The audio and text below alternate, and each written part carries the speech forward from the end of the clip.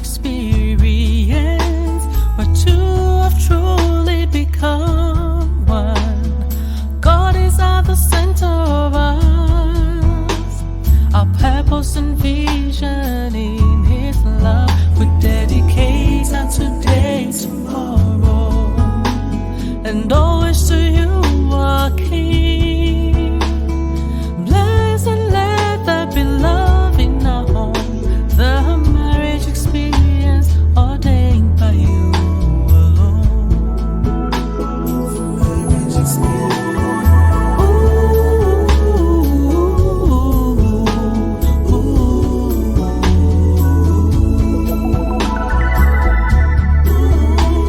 The marriage experience ordained by You alone.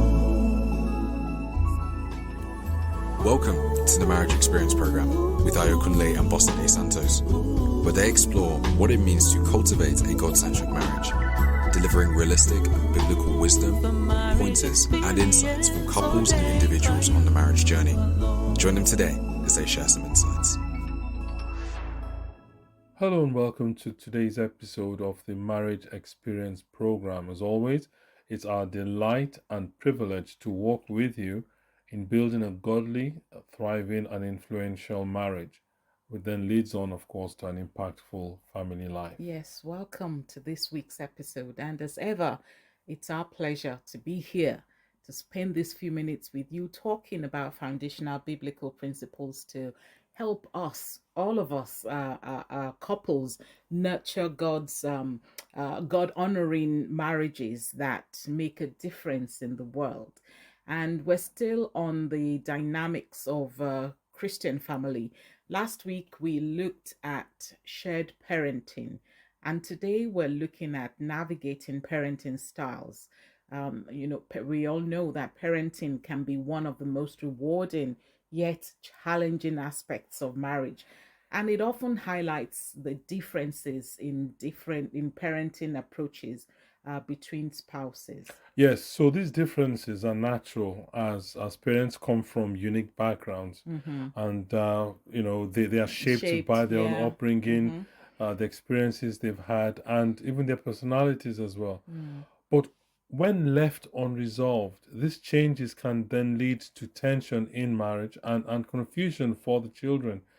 We'll be talking about how to negotiate these differences in a healthy, Christ-centered way, where we find common ground to create a peaceful environment for children. Now, Amos chapter 3, verse 3 says, "Can two walk together unless they are agreed?"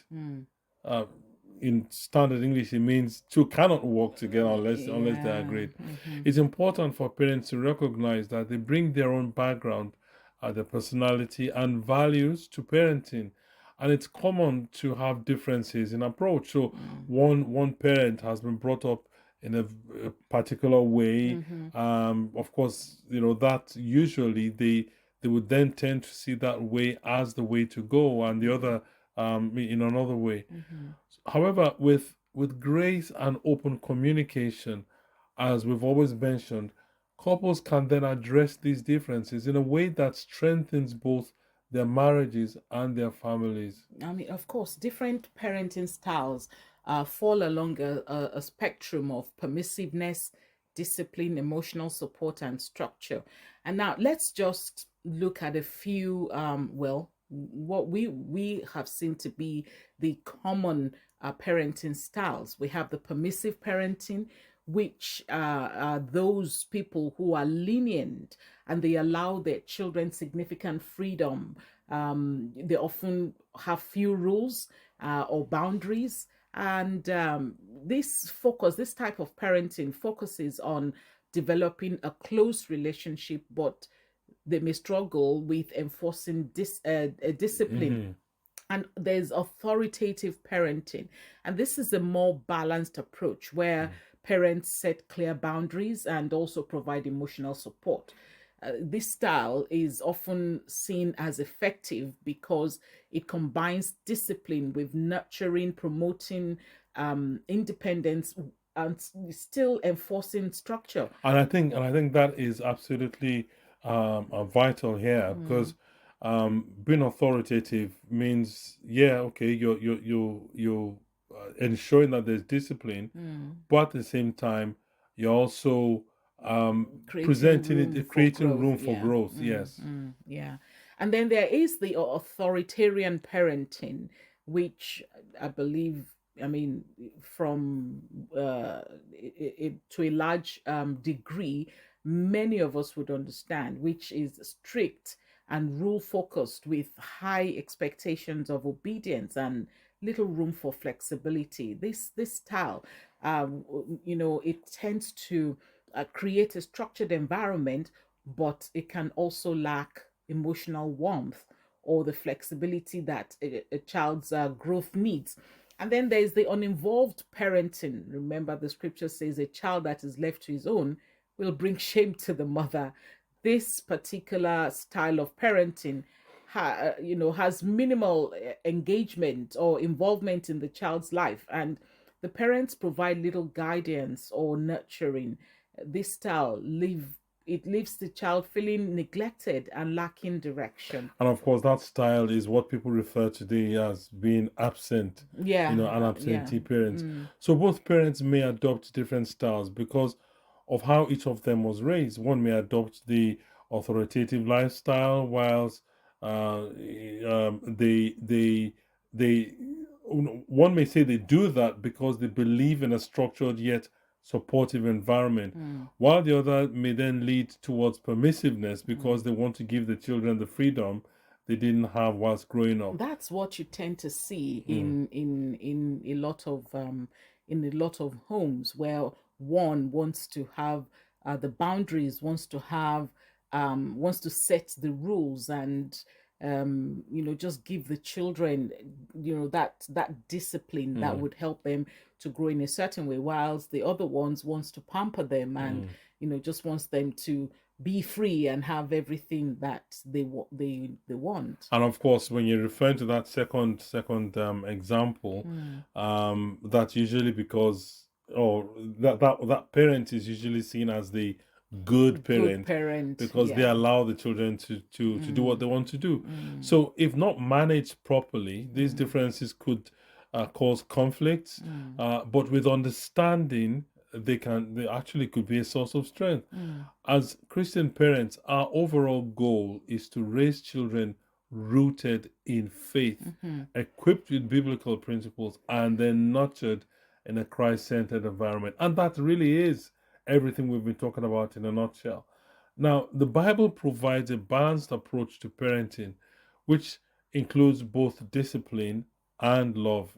Yeah, I mean, Proverbs 13 verse 24 says, whoever spares the rod hates their children, but the one who loves their children is careful to discipline them. Well, of course, we know that the rod there is referring to discipline, and discipline in itself, from previous episodes, we recognize that discipline is a demonstration of love when done in a way that corrects behavior and guides children towards maturity. Also, Ephesians 6 verse 4 advises that fathers should not provoke. Other translations have it, should not exasperate their children to anger, but to bring them up in the discipline and instruction of the Lord. The Bible calls parents to nurture and instruct their children in love, not provoking or, like I said, exasperating them, but raising them with patience and care. The Christian model of parenting focus on both correction and nurturing, making room for grace, discipline, love, and guidance. And this balance can help guide couples as they navigate differences in their parenting styles. Okay, so the first step to working through different parenting styles is communication, as it is with most things.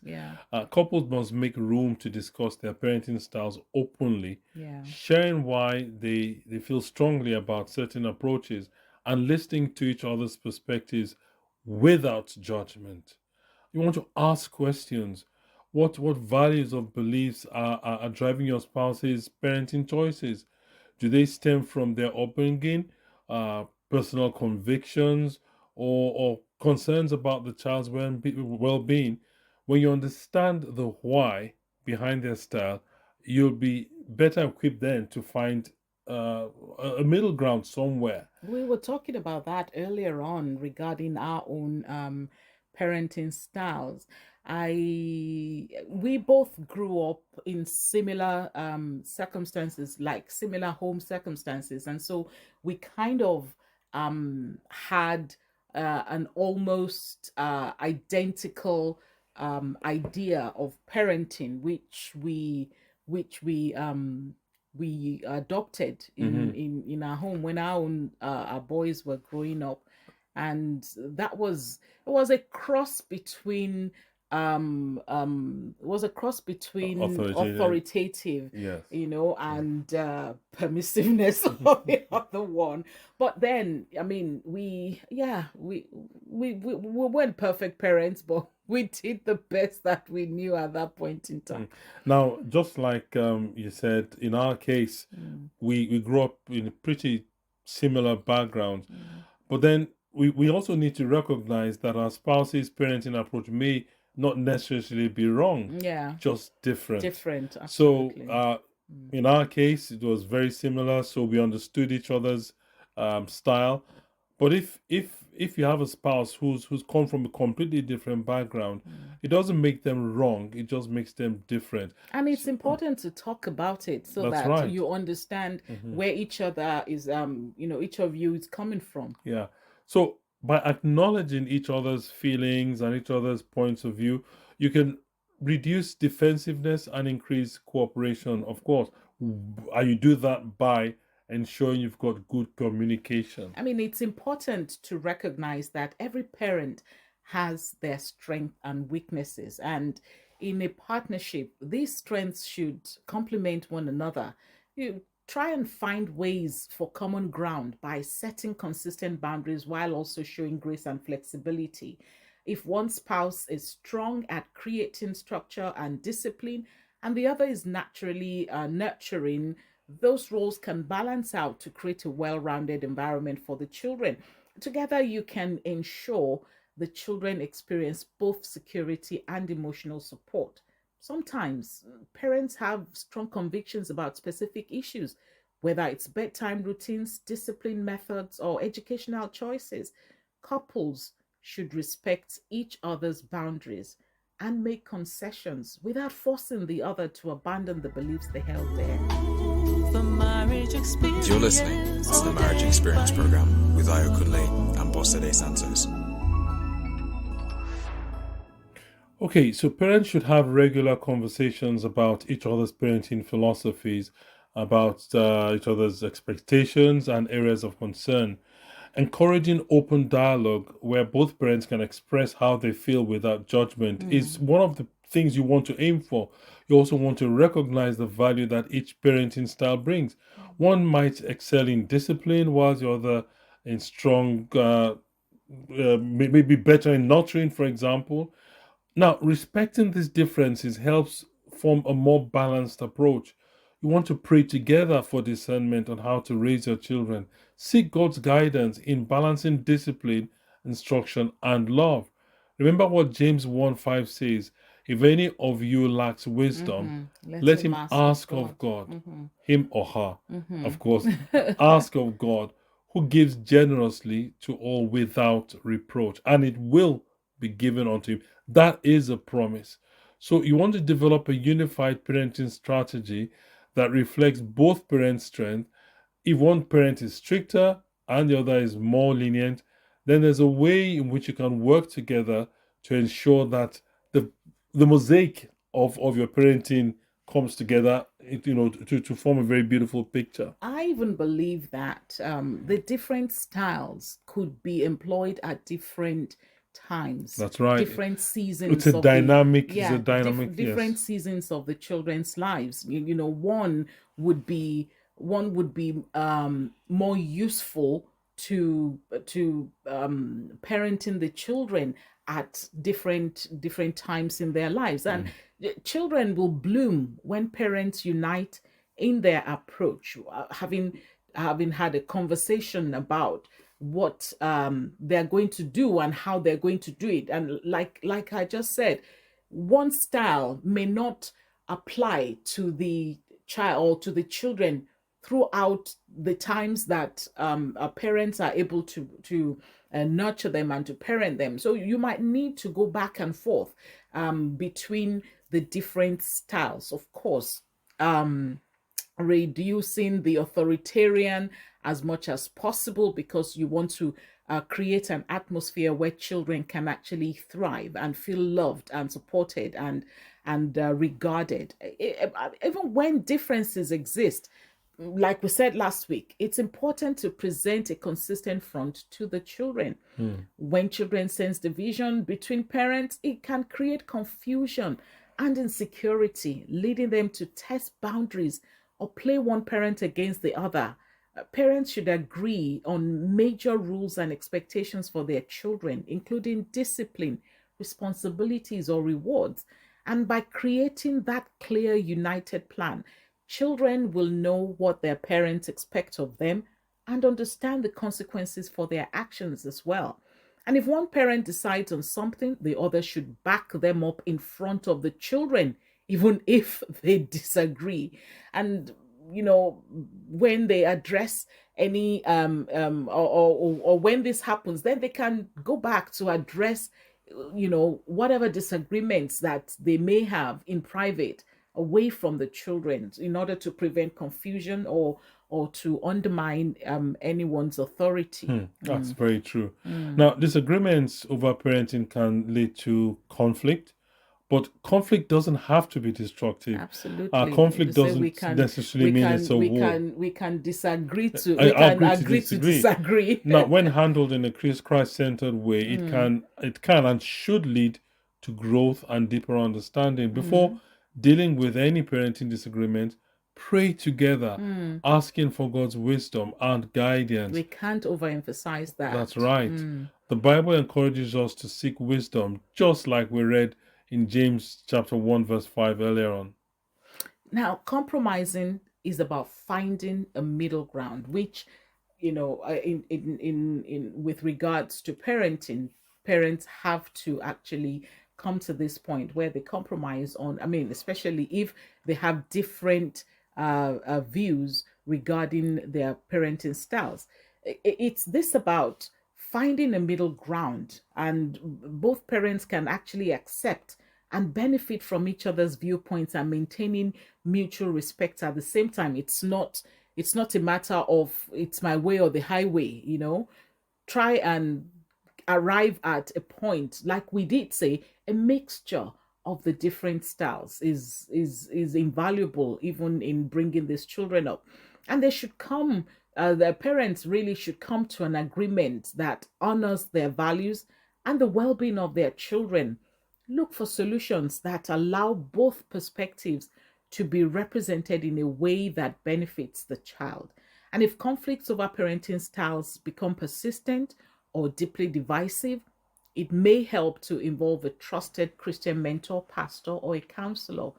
Neutral points of view can bring valuable insights and enable productive conversations leading to healing and unity. Now, parenting differences are very common, but they don't have to lead to conflict. With prayer, communication, and respect, couples can blend their styles into a way of life that benefits the family. By focusing on biblical principles, couples can unite.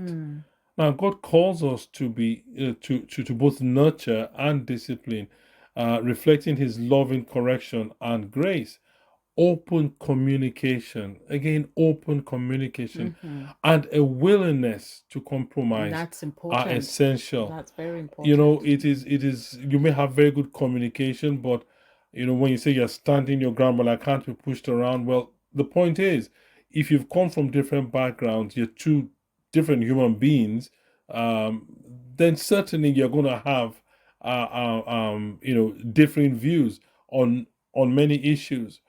So demonstrating powerful partnership to the children then provides them with the security that they need to grow. They feel secure. They feel part of the family, and they feel important enough to see how conflicts are may develop and then are managed and resolved. Yeah, I mean, from one of our earlier episodes, we talked about developing a mission statement together, and that mission statement will reflect your values as a family. It's not just the parents, but involve the children and develop a mission statement. Who are we as a family? How are we going to interact with our world? Remember, part of why we're doing this is so that we nurture families that will influence our world. Remember, the family is the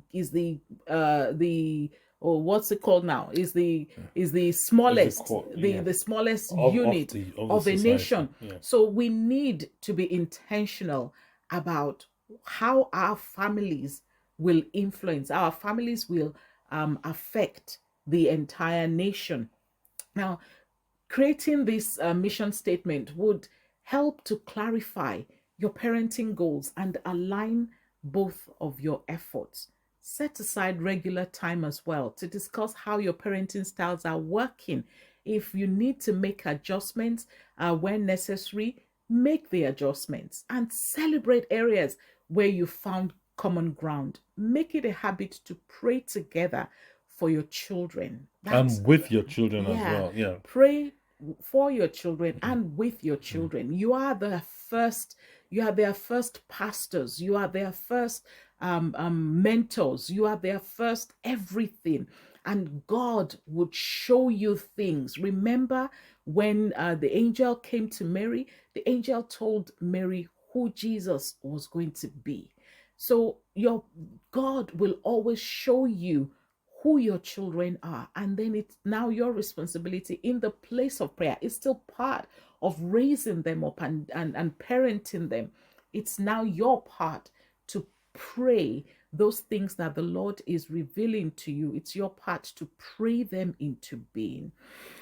Oh wow, this has been a really nice episode. Very, very insightful indeed. Absolutely. So as always, we thank you for making room for us to be part of your marital success and your family success as a story as well. We appreciate your audience feedback at MXperience@lidiosantos.com. Remember, all our episodes are available on our YouTube channel. The handle is @MarriageXperience without the E. Well, experience without the that E, but with the E after marriage. So if you're listening to this on Monday, remember there is a replay on Wednesday, and of course we would like you to invite other couples as well. Absolutely. So thank you very much. Thank you so much. And see you next time. See you next time. Have a wonderful week. God bless you. Bye. Join Ayo Kunle and Bosade again next week on The Marriage Experience, as they bring God's truth to help you build your marriage God's way. Till then, remember, marriage is God's idea, and it is a good thing. The marriage experience ordained by you.